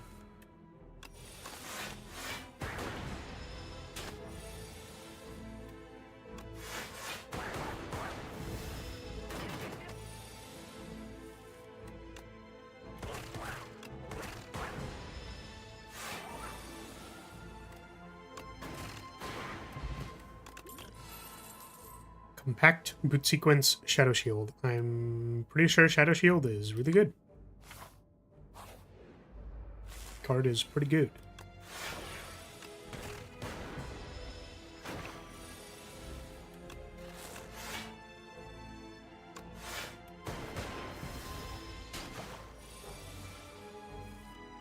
We maybe wanted to dual cast the first time. Never punished, but also Hologram, Cold Snap, Lightning Rod. Cold Snap kind of good. Hologramming Shadow Shield also seems kind of good, but just put Subway Surfers in the background. Who needs flashing lights when you got original Brain Rot? I'm actually, like, I mean, I don't want to hype it up, right? But I'm trying to put more memes in the Arknights video that I want to release. And then I'm like, no one's gonna watch this. But it's fine. I feel like my thing for video editing has been like, okay, why does this video exist? And then I'll like do a 5-second bit that I'm like, okay, we have like 20 more minutes of shit that I need to edit that people probably aren't even gonna watch. Like, they're not even gonna get to. Like literally, how many people, like maybe 30% on a good video make it to the actual end of the video. And that's like exceptionally high, just for the record. But this 5-second bit where I can play Aura Emo music because it is contextual and it is funny is like why this video must exist, is so that I can spam Irony Claris at people, and then it's like, what the hell is this shit? And then there's gonna be people who see it and they don't know what Aura Emo is, and then it's like, you just don't get it. You don't understand. It's fine. You just don't get it, man. Okay, Hologram, Loop. I think Loop plus Dark Orb is a combo. But it's always nice to have a few of those moments where it's like, why am I making this video again? And it's like, this is why I'm making the video. Okay, got it. The unfortunate part of that is that you end up rewatching the bit a number of times and then not actually make any progress because you're too busy laughing at the stupid-ass edit that you made.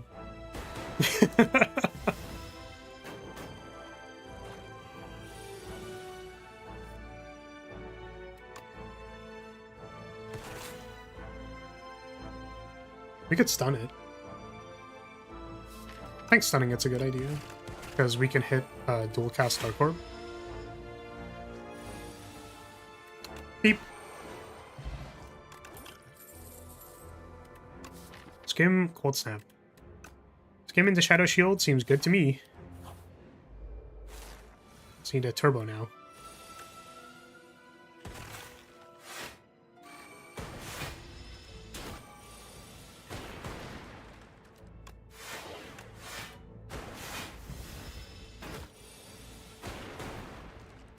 So this is 16, 12. Yeah. That's fine.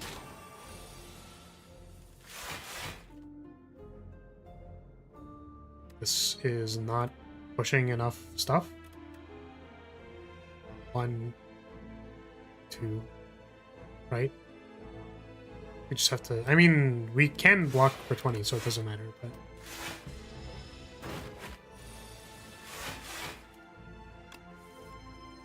Where is my orb thing? I wanted to use my dark orb, man.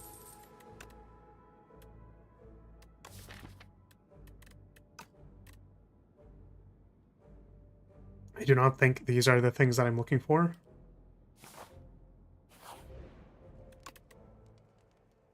I'm going to heal. Tech plus Zap would have killed, but it didn't matter.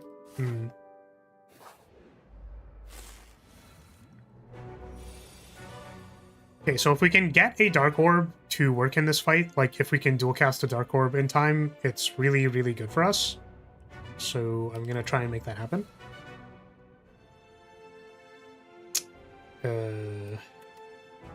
What if I did this?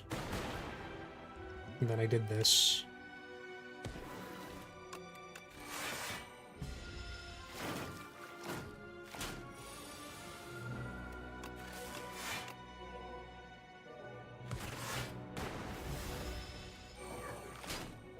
Shadow Shield just on the bottom of my deck.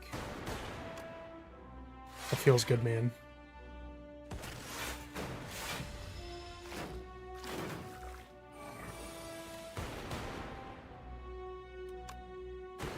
No!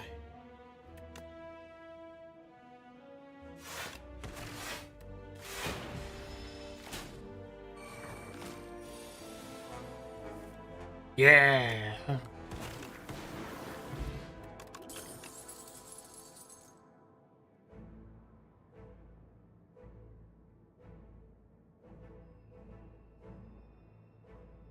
Okay, we have Lightning Rod, Tempest, Focus Strike.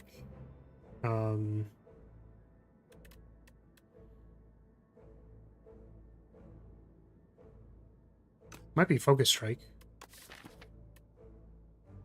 Just need to get more focus. We don't have a hotfix yet.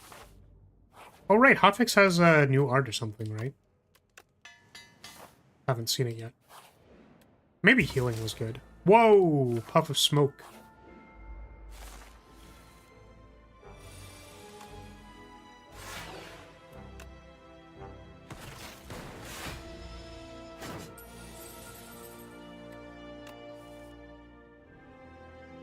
Darn.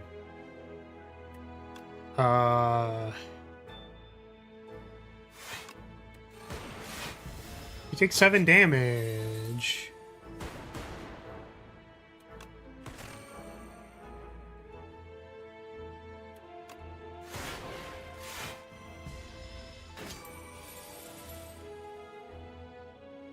I like that they gave every character more strikes so that Strike Dummy isn't an Ironclad only relic. Yeah, I think... Weren't there more strikes in the first game? Like, there were still strikes. But they weren't, like... There weren't so many strikes. The only reason I'm commenting on it is because I thought that Strike Dummy was only an Ironclad thing.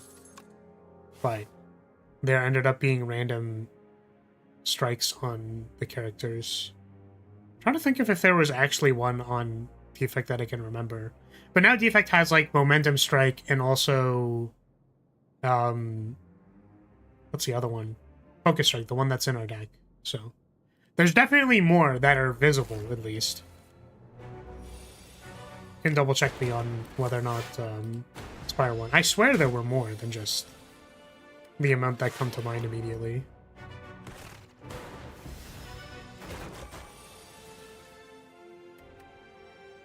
And part of the reason I mentioned that is I think I was criticized in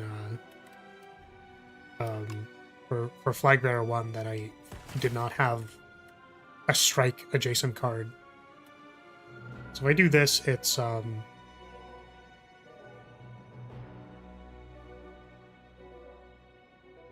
would be 4, 19, 24, so we would die.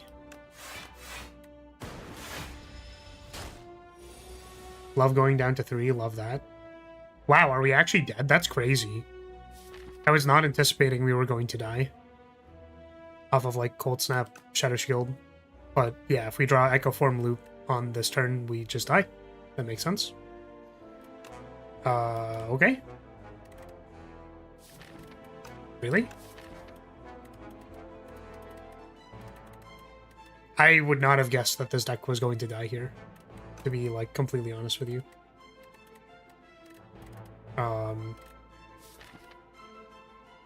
Yeah. They just, like, draw no skim. I guess we don't have 2 Cold Snaps in play? Oh. Did I, like, randomly misplay something?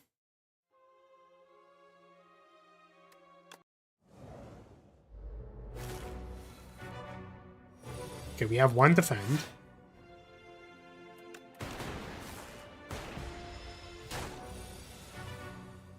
We had Shadow Shield, which blocked. Oh, this is for 24. We have Skim.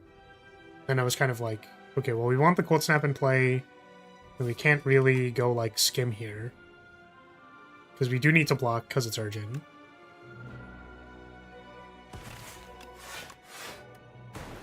It's like barely keeps us alive. And then this turn we draw Echo Form plus Zap 2 strikes. I mean, okay, you got it. Fair, reasonable. I guess loop Echo Form bottom of deck. Something that I'm allowed to say. Can't draw blocks to save my life. Fair. Okay, Silent only had Sneaky Strike. Defect had Meteor Strike and Thunder Strike, which isn't really good, and Watcher had Windmill Strike.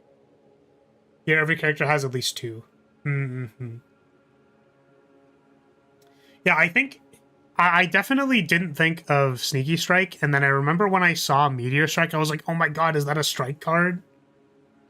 But yeah, there's definitely, like, more playable strike cards that you will see in this one. Which is good. Okay, double transform. Spinner and Beam Cell, sure.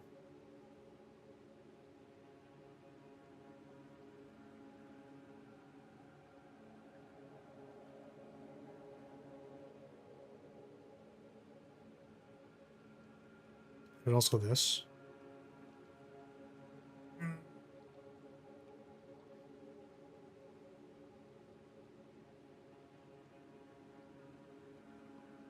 I'm thinking. Goo. We have a spinner. I'm just wondering if this is okay. Both of them, like, lead me to a shop first, which is not the worst. It is, like, acceptable.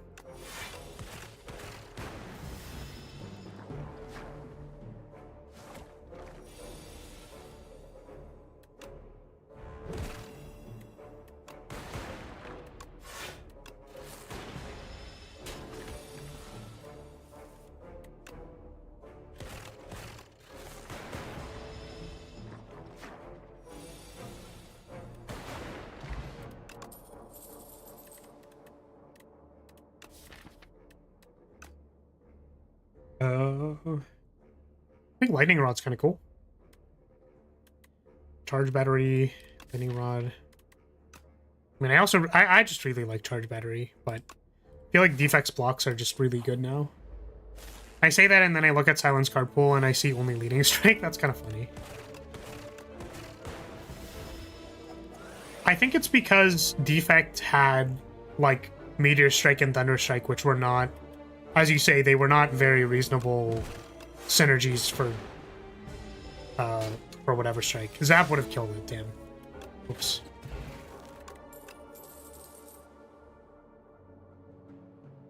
And I think Windmill Strike is the one that, is that the one that reduces cost or goes up in damage?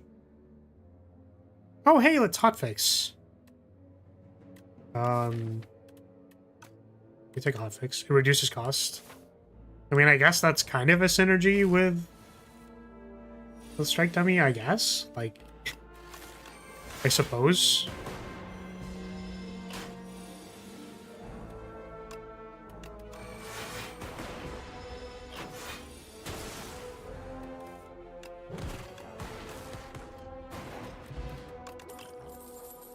Another hotfix for a synchronize. Synchronize. I imagine we'll be drafting a Frost Orb in the future, so... Sure.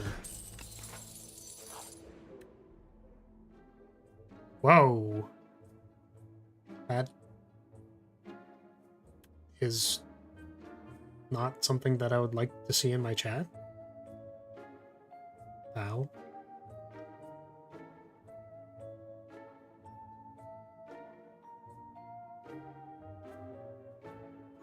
The fuck?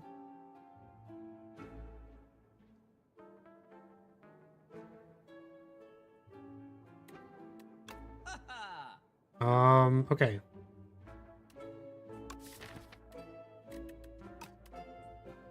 There's a Hailstorm, Darkness, Ring Triangle, Horn Cleat.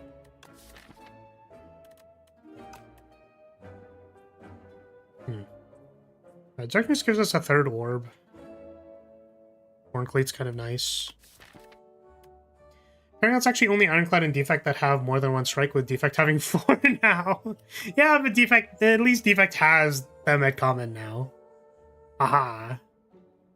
Strike dummy, huge for Defect. What am I doing in the shop? I genuinely don't know.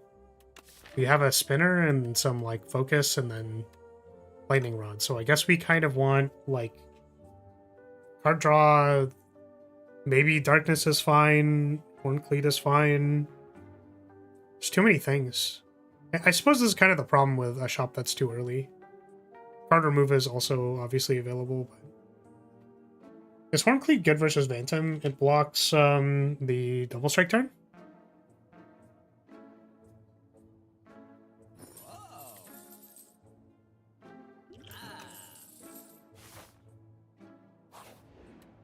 Oh, minion strike. True, true, true. Yeah, that's a thing. I would like to upgrade this. Hello, bird. That is reasonably likely to kill me.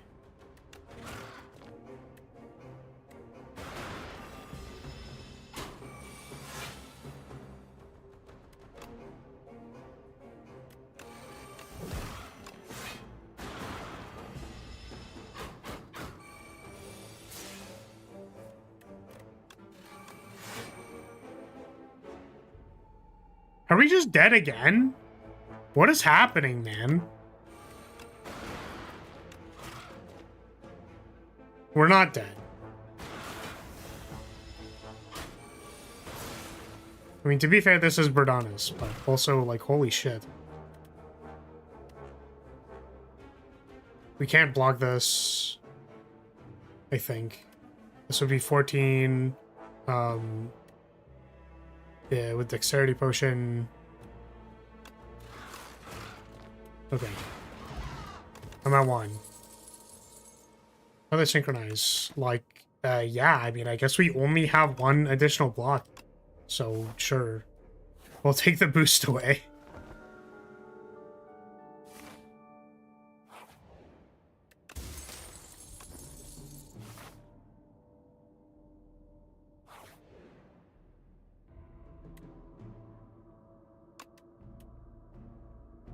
Other hotfix. I'm just gonna take another boost away.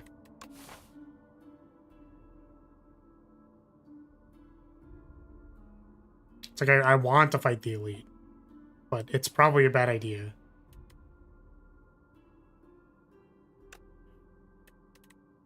You have turbo hologram.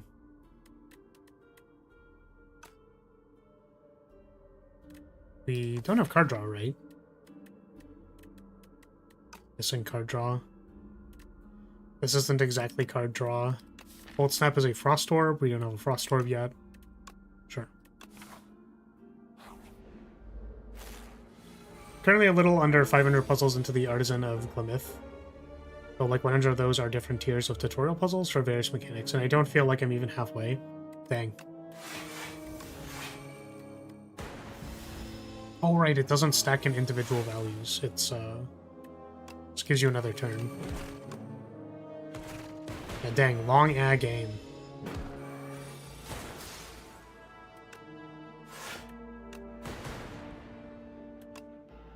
Oh, missed the synchronize. Still lethal. Thunder! Cool-headed. Cool-headed is card draw.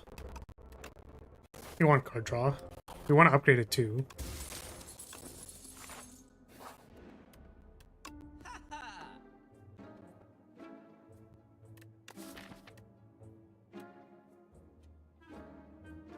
What are we doing?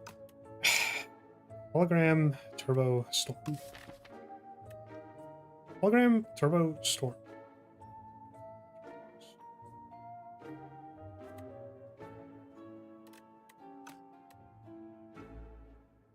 None of these are Skim or the other one, whatever it was called. I don't remember what it's called. I want to say Deflecting Strike, and it's like that's not even remotely close. It's Compile Driver. There we go. It's such a good card name too.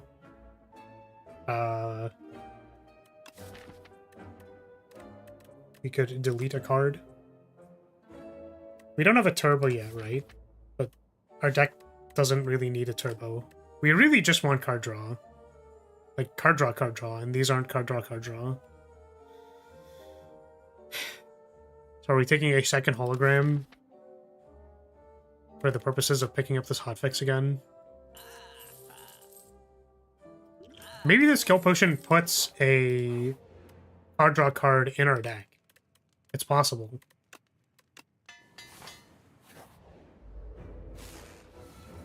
Let's pop these before I forget.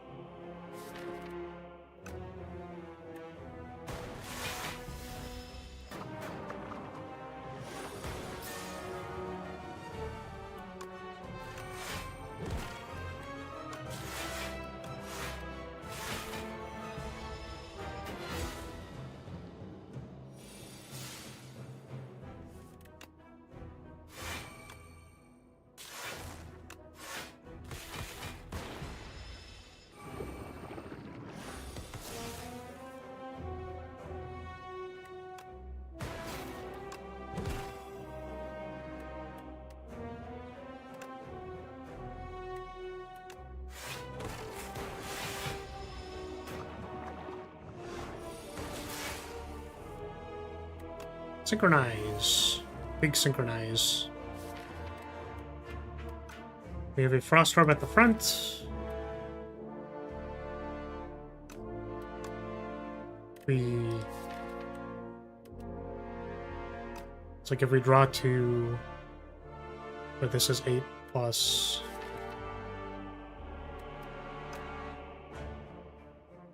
It's 11 if we. So we could do something like this, and then the Synchronize benefits off, or the Lightning Orbs benefit off Synchronize, which is probably what we wanted to do. Kinda sucks. Modded. Boost away Shadow Shield. 11 block, or we draw cards. We would draw a Dazed. So I guess it has to be this.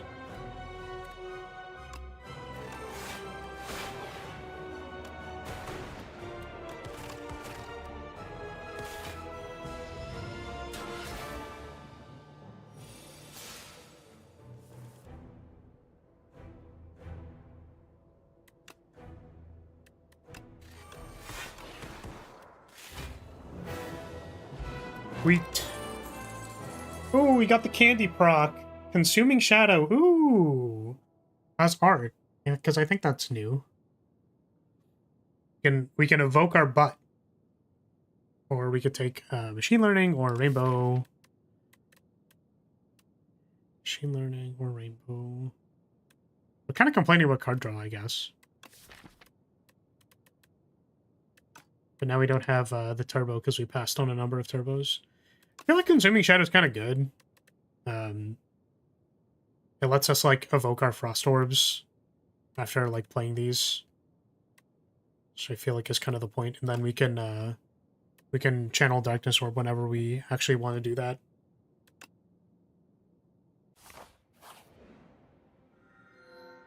I don't know why this game insists on giving me Brightest Flame on specifically Defect, because I feel like of all the characters to get Brightest Flame, Defect is probably the one that wants it the most. Because it's just so strong. Sorry, I shouldn't say that, like, oh, this character wants it the most. It's just that, like, it's just really good. And then I feel like if you add any amount of card draw and energy to Defect, it just does insane stuff. So putting it on the same card means we're doing insane stuff. It's like, I guess the way that I see it is that, who was I thinking of? Silent already has so much card draw and potentially energy. I guess Defect is much the same. I don't know why it feels different to me. I just feel like I'm already doing so much of this on Silent. The card realistically is insane anyways, but I can like hologram it on Defect. I don't know. Literally the Silent run that I posted, so funny. Haha, April Fool's, so funny. Was like just Brightest Flame.deck. And then it was insane. I'm looking at these bonfires. And I guess there's like a lake shop. There's like bonfire to shop to elite. Which I think that's actually probably better. Something like that. So like that. Some events. Let's go. Oh, this hint sucks. What an opener.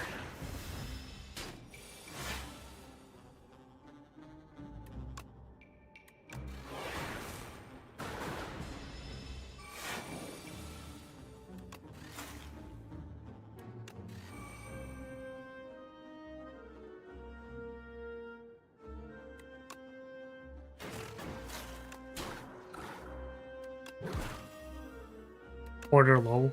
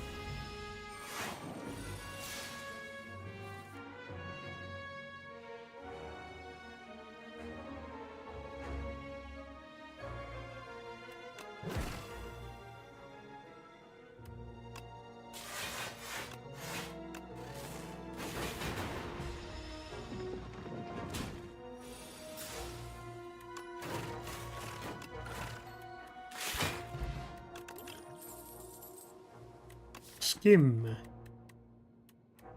Skim into Brightest Flame. 1 billion cards. Transform a strike. We have 2 spinners now.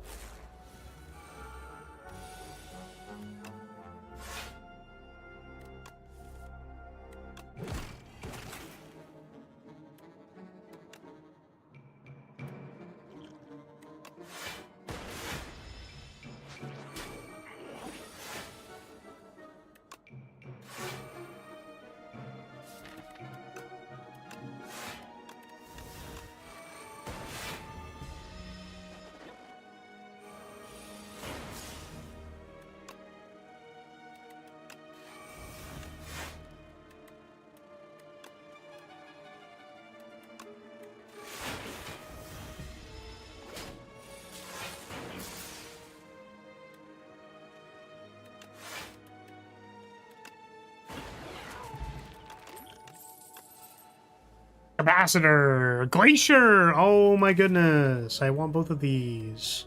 It's probably Capacitor. We need like a little bit more scaling. Especially because we're kind of like randomly making orbs and hoping.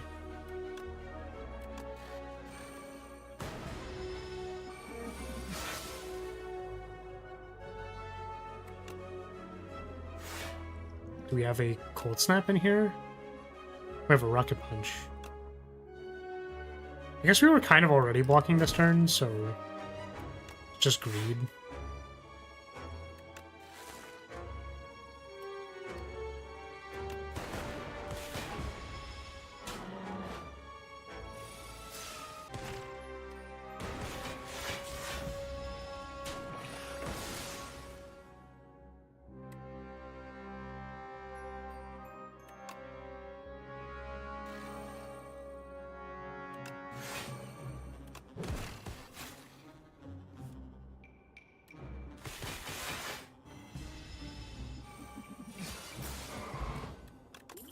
Sweet.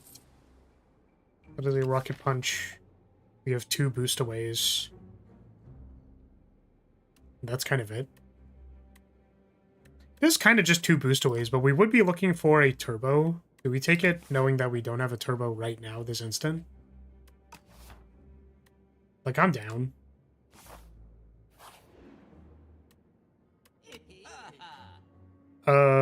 We don't have Auramaxxing. Blood Vial question mark seems kind of good. Yeah, I'll heal just like a tiny little bit of damage, sure. It started at 912, then got nerfed to 811, then 710, where it stayed in Slay the Spire 1, and now it's 6-9. I think that makes sense. It's too bad that I couldn't buy literally anything there. Random ass shop. Yeah, Glacier's a good card. So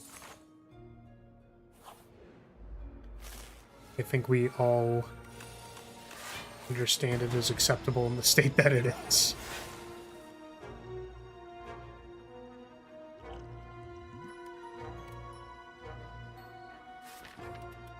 Okay, we could get Brightest Flame, or we could get nothing.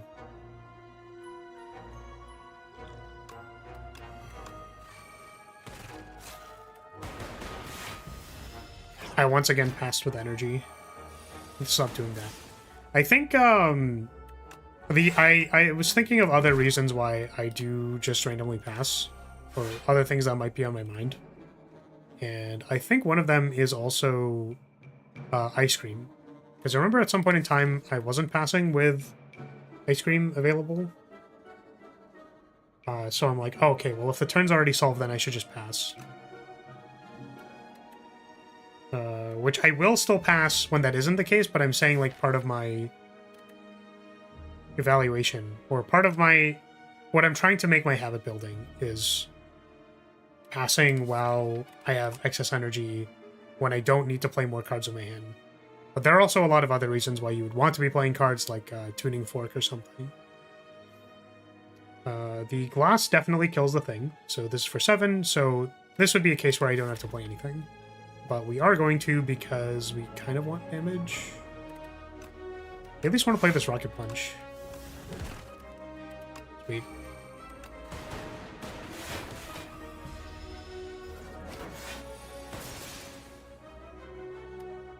We have Consuming Shadow. Seems good.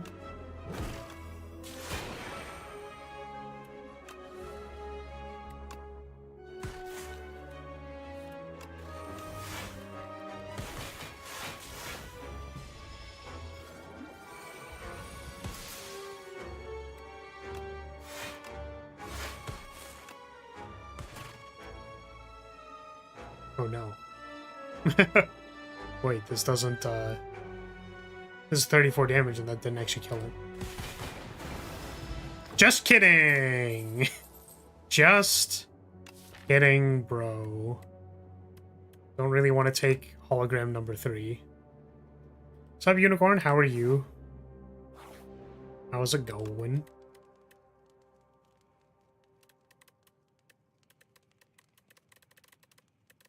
What am I doing here? I really like the Rocket Punch upgrade. I feel like it's quite strong. But also hologram not exhausting is worth considering. I'll draw 2 cards.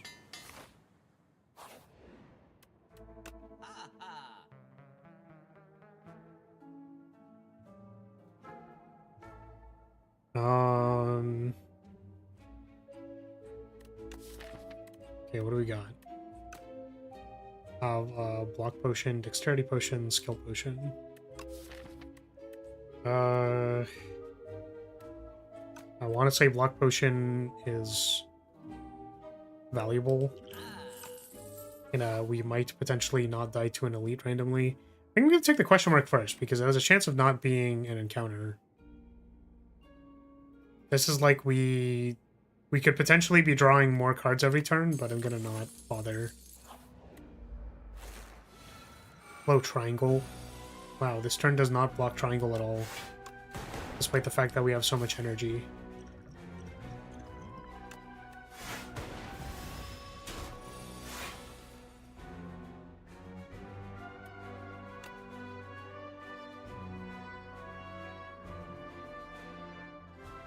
Just debating if I actually want to play the Consuming Shadow. I guess the answer is no. Ooh, you know what? I could have played the Consuming Shadow and then put the Frost Orb at the back. That actually would have blocked it. We can still play it here, but I'm not going to. And instead we can do this.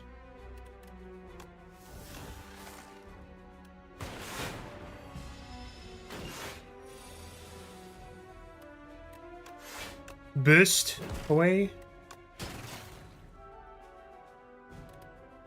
We need more block.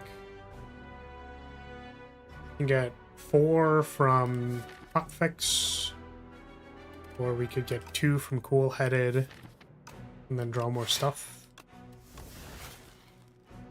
It's not really the stuff that I wanted to draw.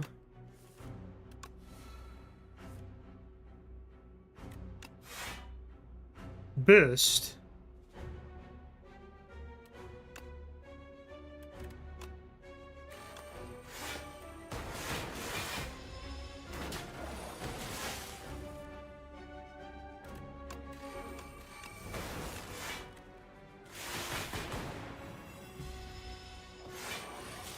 Should really upgrade my Synchronize.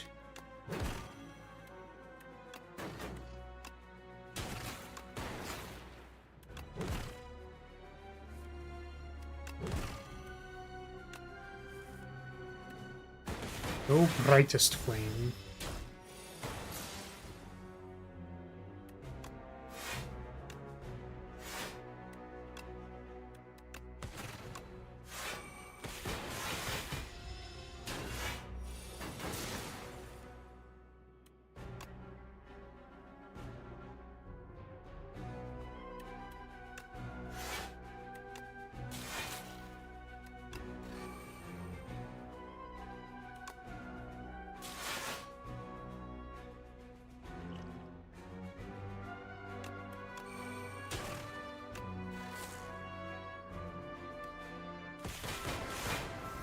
Damn.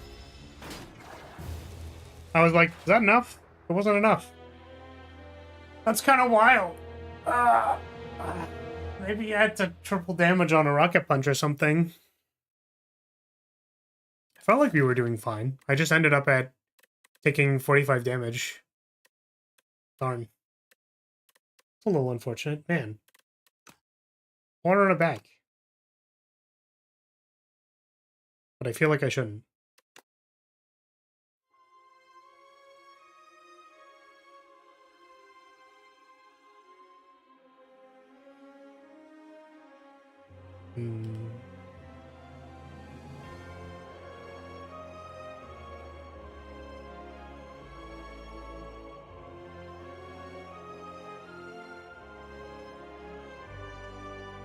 I'm stinking. Maybe I shouldn't. Yeah, we have like infinite time to play Slay the Spire, yeah. Like infinite time. I think I'm gonna go. Thank you for the head pat. Thank you. Yeah. It's probably time to go. The classic, I don't know.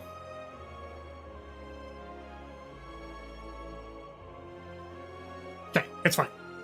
Let's go. Let's go time. We gotta go. So, If you're still here, I'm going to say, hey, thank you so much for watching. Thank you for being here. Appreciate your support as always. And we'll see you next time. Bye. Bye. Gah. Oh, you just got here, Step? I'm so sorry. Bye. At the end of the stream, yeah. We were only live for 2 hours, so it's okay. Bye.